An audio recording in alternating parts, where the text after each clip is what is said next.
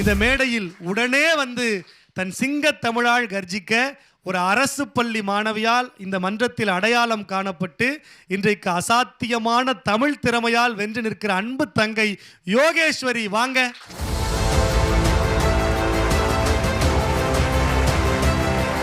உலகத்தினுடைய ஆகப்பெரிய தத்துவம் நிலையாமைங்கிற தத்துவம். அந்த நிலையாமை குறித்து வள்ளுவர் எழுதியிருக்கிற அந்த 1.25 அடியோடு இந்த மன்றத்தில் ஏறி இருக்கிற யோகேஸ்வரி மிகச்சிறப்பாக பேச உற்சாகமாக கைத்தட்டி பாராட்டி வாழ்த்துகிறோம். சிறப்பா பேசுங்க. நன்றி அண்ணா. அனைவருக்கும் வணக்கம். நேற்று இருந்தவர் இன்று இல்லை, இன்று இருப்பவர் நாளை இருப்பாரா?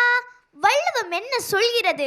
நெருநல் உளனொருவன் இன்றில்லை என்னும் பெருமை உடைத்த இவ்வுலகு இவ்வையத்தில் வாழும் வழியை மட்டுமல்ல மறுமையில் வாழவும் வழி சொன்ன வள்ளுவர் வானில் பறக்கிற பலூனை ஊசியால் குத்தி காற்றை இறக்குவது போல நம் மனங்களில் நிலையாமை ஒன்றே நிலையானது என ஆணியடித்தார் போல அறைகிறார்.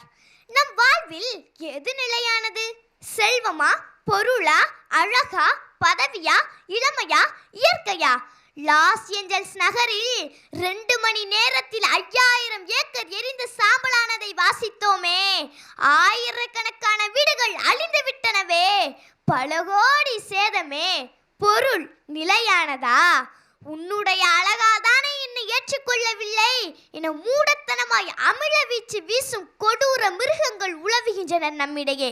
விபத்து, நோய் என ஏதோ ஒரு காரணத்தினால் மாறுபட்டு போகும் அழகு நிலையானதா? நேற்று ஜோ பைடன், இன்று ட்ரம்ப், அடுத்து யாரோ. பதவி நிலையானதா?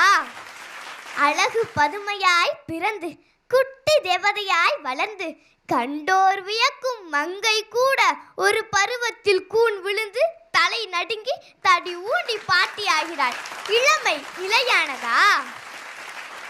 செல்வர் யாமென்று செல்வழி எண்ணாத புல்லறிவாளர் பெருஞ்செல்வம் எள்ளில் கருங்கொன்மு வாய்த்திறந்த மின்னுப்போல் தோன்றி மருங்கர கெட்டுவிடும். தோன்றிய வேகத்தில் சுவடில்லாமல் அழியும் மின்னலை போல சுவடே இல்லாமல் அடையாளமே இல்லாமல் செல்வமும் அழிந்து போகும் என்கிறது நாலடியார். அரசன் ஆண்டியான வரலாறும் உண்டு, ஆண்டி அரசனான வரலாறும் உண்டு. செல்வம் நிலையானதா? இயற்கை எழில் கொஞ்சம் கேரளாவில் வயநாடு நிலச்சரிவு, சென்னையில் வெள்ளம், கடலூரில் புயல், சுனாமியின் கோர தாண்டவம். இயற்கை நிலையானதா? வீடு வரை உறவு, வீதி வரை மனைவி, காடு வரை பிள்ளை, கடைசி வரை யாரோ. கூடுவிட்டு ஆவி போனால் கூடவே வருவதென்ன என்ற கண்ணதாசனின் வரிகள் மாவீரன் அலெக்சாண்டரின் வாழ்க்கையானது. ஆம், மாவீரன் அலெக்சாண்டர் அடுத்து எந்த நாட்டுடன் போரிடலாம் என உலக படத்தை கையில் வைத்துக் கொண்டிருந்த போது அவருடைய குரு டயோஜீனியஸ் 2 மண்டையோடுகளுடன் வந்தார். இதில் எது உன் தந்தை பிலிப்புடையது? அடையாளம் சொல் என்றார். அலெக்சாண்டருக்கோ பதில் கூற முடியவில்லை. உலகையே நீ வென்றாலும் கடைசியில் உன் மண்டையோட்டின் அடையாளம் கூட யாருக்கும் தெரிய போவதில்லை என்றார் குரு. அது முதல் போருக்கு போவதை தவிர்த்தார் மாவீரன் அலெக்சாண்டர். ஆம், நிலைத்த வாழ்வு வாழ நிலையாமை தத்துவம் தேவைப்படுகிறது. நிலையாமை ஒன்றே நிலையானது. நிலையற்ற இவ்வுலகில் நாம் செய்யும் அறச்செயல்கள் மட்டுமே நிலையானவை.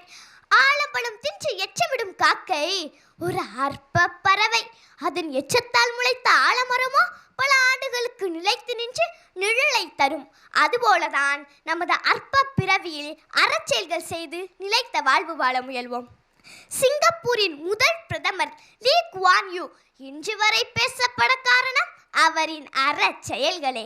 திருவள்ளுவரின் அறம், காந்தியின் அகிம்சை, காமராஜரின் அரசியல், ராஜராஜ சோழன், மகேந்திர பல்லவன் போன்றோரின் கலை நயம், கடையேழு வள்ளல்களின் கொடைத்தன்மை இன்றளவும் நிலைத்து நிற்கின்றன. தூங்கையிலே வாங்குற மூச்சு அது தடமாறி போனாலும் போச்சு. பத்திரிகையில பேரு போடலன்னு ஒரு சண்டை, வான கேட்கலன்னு ஒரு சண்டை, சாவை வீட்டில் சாப்பிட கூப்பிடலன்னு ஒரு சண்டை. பெற்றோரே பெரிய சொத்து என்பதை மறந்து எனக்கு நீங்கள் என்ன சொத்து சேர்த்து வைத்தீர்கள் என ஒரு சண்டை. வேண்டாம் சண்டைகள். பிறப்பு உண்டு எனில் இறப்பும் உண்டு. இறப்பை தள்ளி போடலாம், தடை செய்ய முடியாது. முட்டைக்குள் இருக்கும் கரு குஞ்சாகிவிட்டால் வெற்றுக்கூட்டுக்கு மதிப்பில்லை. அதுபோலதான் நமது உடலும் உயிரும் இருக்கும்போது அறம் செய்வோம். இன்று இருப்பார், நாளை இல்லை. நிலையற்ற இவ்வுலகில் இருக்கும் வரை நிம்மதியாய் உறவுகளோடு வாழ்வோம். மனதில் நிறுத்துங்கள் இக்குறளை. நெருநல் உளனொருவன் இன்றில்லை என்னும் பெருமை உடைத்து உலகு. நன்றி, வணக்கம்.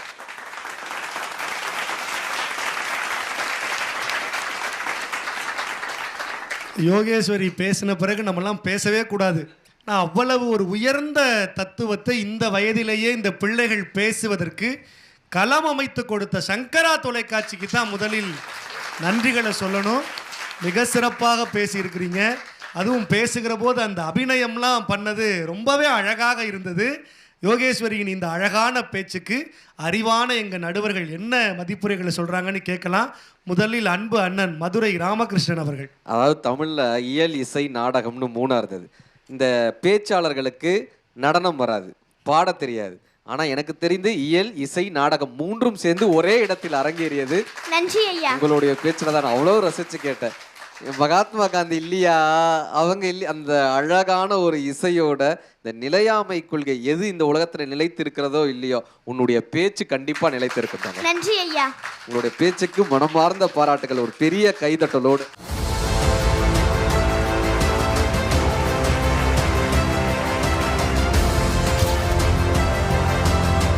நிலையாமையை பற்றி இந்த வயதிலேயே உணர்ந்து கொள்வதுன்றது ஒரு மிகப்பெரிய விஷயம். ஏன்னா எவ்வளவோ வயதாகியும் சில பேருக்கு புரியவே புரியாது. நான் சென்னையில் 5 ஏக்கர் வாங்கி போட்டிருக்கேன், கோயம்புத்தூரில் 4 ஏக்கர் வாங்கி போட்டிருக்கேன், ஈரோட்டில் 5 கிரவுண்டு வாங்கி போட்டிருக்கேன். இப்போ பூமி சொல்லிச்சு, உங்கள் தாத்தாவை நான் தாண்டா வாங்கி போட்டேன், உங்கள் அப்பாவை நான் தாண்டா வாங்கி போட்டேன், உன்னையும் நான் தாண்டா வாங்கி போட போகிறேன், நீ என்னையை வாங்கி போட போறியா அப்படின்னு. பட்டினத்தில் பாதி இவன் வாங்கி முடித்தான், அந்த பட்டியத்தில் கண்டது போல் வேலி எடுத்தான், அதில் 8 அடிக்கு 8 அடி மாளிகை வைத்து கட்டிவிட்டு 8 அடிக்குள் சென்று படுத்தான் கண்ணதாசன்.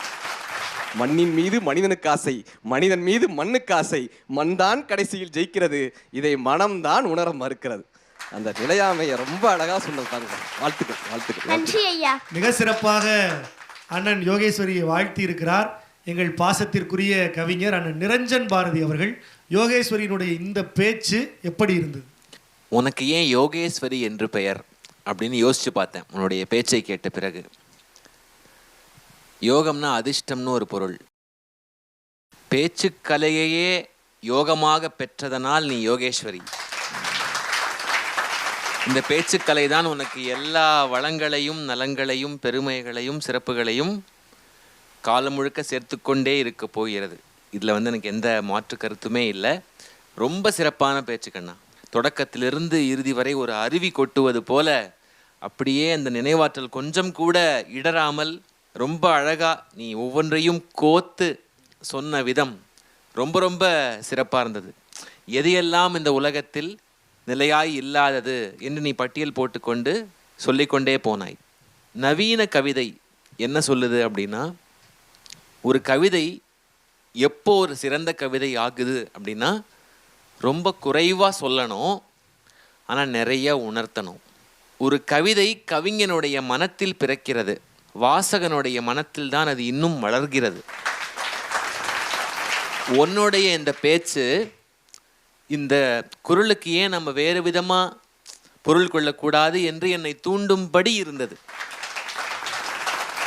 அப்படி ஒரு அறிவார்ந்த பேச்சாக உன்னுடைய பேச்சு இருந்தது கண்ணா. ஏன்னா இந்த குரலுக்கு காலங்காலமாக நம்ம என்ன சொல்லிட்டு இருக்கோம்னா, நேற்றுக்கு இருக்கின்ற மனிதன் இன்றைக்கு இறந்து விடுகிறான், இதான்ப்பா இந்த உலகத்தோட பெருமை என்று ஒரு கிண்டல் கலந்த துணியில் வள்ளுவர் சொல்கிறார்.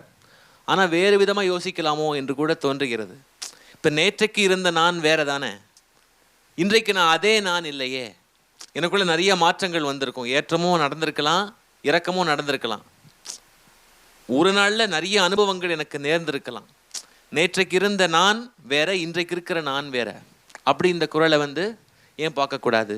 இப்போ சில சுற்றுகள் முன்னாடி யோகேஸ்வரி 10 அடி பாய்ந்தாள், இன்றைக்கு பல 100 அடி. நேற்றைக்கு இருந்த யோகேஸ்வரி வேற, இன்றைக்கு இருந்த யோகேஸ்வரி வேற இல்லை. அந்த மாதிரி ஏன் பொருள் கொள்ளக்கூடாது என்று எனக்கு அப்படியே சிந்தனையை தூண்டிவிட்ட மாதிரி இருந்தது. அதுதான் குரலினுடைய சக்தி. ஒரு பொருள் தான் இந்த குரலுக்கு என்று நாம நிர்ணயம் செய்துவிட முடியாது. நிறைய பார்வைகள் காலந்தோறும் வந்து கொண்டே இருக்கும். அந்த மாதிரி ஒரு கேட்பவர்களுடைய மனசுல நீ கற்பனையை தட்டிவிட்ட இல்லையா, அந்த பேச்சுக்கு என்னுடைய பாராட்டுக்கள். வாழ்க. நன்றி ஐயா. கவிஞருக்கு நன்றி. 2 நடுவர்களுமே மிக சிறப்பாக வாழ்த்தி பேசியிருக்கிறார்கள். நிலையாமை அப்படிங்கிற அந்த ஒரு அற்புதமான தத்துவத்தை இவ்வளவு நேரம் நாம் சிந்திப்பதற்கு கருவியாக இருந்தது யோகேஸ்வரி தான். யோகேஸ்வரிக்கு ஒரு உற்சாகமான கைத்தட்டல்கள், பாராட்டுக்கள். இன்றைக்கு இருக்கிற நாம நாளைக்கு இல்லை, நேற்றைக்கு இருந்த நாம் இன்றைக்கு வேறாக இருக்கிறோம் அப்படின்னு இன்றைக்கு பாரதியின் பரம்பரையில் வந்த அண்ணன் நிரஞ்சன் பாரதி சொன்னதை அன்றைக்கே பாட்டன் பாரதி இன்று புதிதாய் பிறந்தோம் அப்படின்னு ரொம்ப அழகாக பதிவு செய்திருக்கிறார். யோகேஸ்வரியின் பேச்சு இத்தனை சிந்தனைகளுக்கு வழிவகுத்திருக்கிறது அப்படின்னா அடுத்த தலைமுறை பிள்ளைகளுக்கு ஒரு அற்புதமான களத்தை தமிழங்கள் உயிர்மை சுட்டிகள் விதைத்து கொண்டிருக்கிறது அப்படிங்கிறதுல எந்த விதமான மாற்று கருத்தும் இல்லை. சிறப்பாக பேசிய யோகேஸ்வரிக்கு உற்சாகமான கைத்தட்டல்கள், பாராட்டுக்கள், வாழ்த்துக்கள்.